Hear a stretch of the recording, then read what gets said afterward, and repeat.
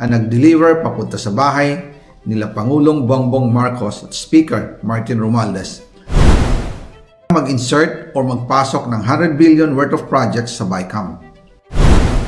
Sana po ay hindi nila ako mapatay bago ko mailabas ang lahat. Ginawa ko lang ang utos sa akin, pero ngayon, handa na akong harapin ang lahat. Ginagamit ng administrasyon ang buong resources ng bansa para tumahimik ako. That he will shoot me if I will talk. Gagamitin ako bilang panakipbutas sa kanilang kampanya laban sa korupsyon. Hindi na ako mananahimik, ilalabas ko ang lahat ng katotohanan. May resibo, may ebidensya, at may pangalan. Para sa bawat Pilipino, alam ko na buo ang galit ninyo sa akin ngayon. Nauunawaan ko rin kung bakit. Lalo na at malaki ang halagang nakataya. Pero bago kayo humusga, hayaan ninyong ipaliwanag ko ang buong katotohanan. Matagal akong hindi nagsalita dahil may direktang utos sa akin. Huwag nang bumalik ng Pilipinas at manahimik na lamang. Umalis ako noong July 19, 2025 para sa aking medical check-up. Nakaplanong bumalik pagkatapos ng SONA ni Pangulo. Pero habang papauwi na ako, tinawagan ako ni dating Speaker Martin Romualdez at sinabihan, "Stay out of the country. You will be well taken care of as instructed by the President." Noon naniniwala pa ako sa kanila, kaya't hindi ako bumalik. Tumikom ang aking bibig, sumunod ako, pero ang hindi ko alam, ang ibig pala nilang sabihin sa aalagaan ka namin ay gagamitin ako bilang panakipbutas sa kanilang kampanya laban sa korupsyon. Ginawa nila akong poster boy ng kanilang sariling kasinungalingan.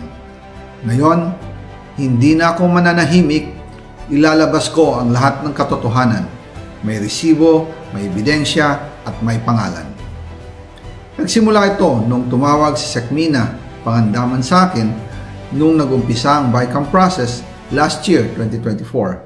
Ang sabi niya, katatapos lang ng meeting nila ni Pangulo at may instructions na mag-insert o magpasok ng 100 billion worth of projects sa BICAM. At sinabi pa ni Sekmina, you can confirm with Yusek Adrian Bersamin dahil magkasama sila sa meeting ni Pangulong BBM noong araw na yon.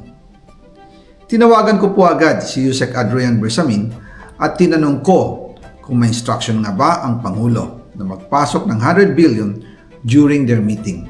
Ang sabi niya ay totoo nga po.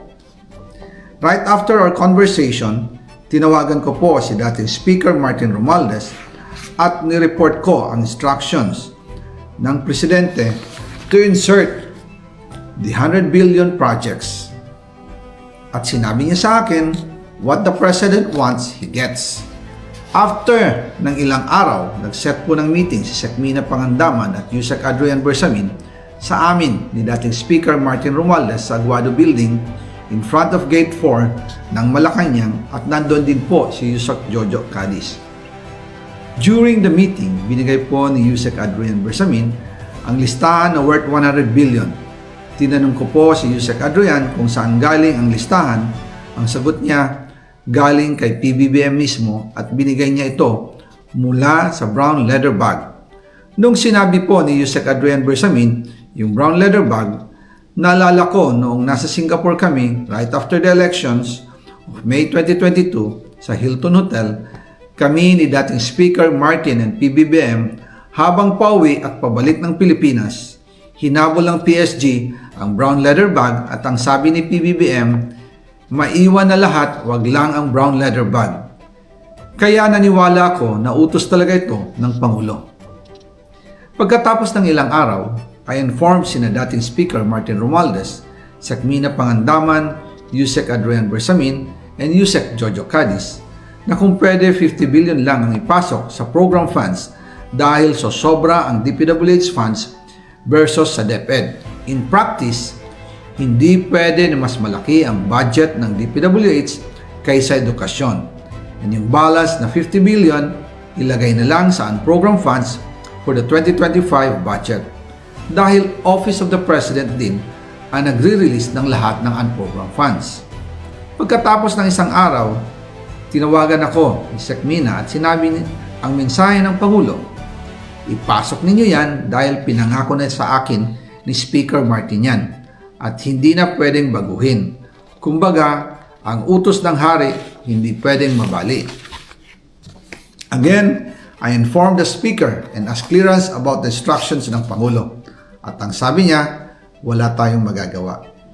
Kaya po nagtataka ako kung bakit sinasabi ni Pangulo na hindi niya makilala ang budget, samantalang lahat na binawas at dinagdag sa mga ahensya ng gobyerno ay humihingi ng approval sa kanya si Sec Mina Pangandaman.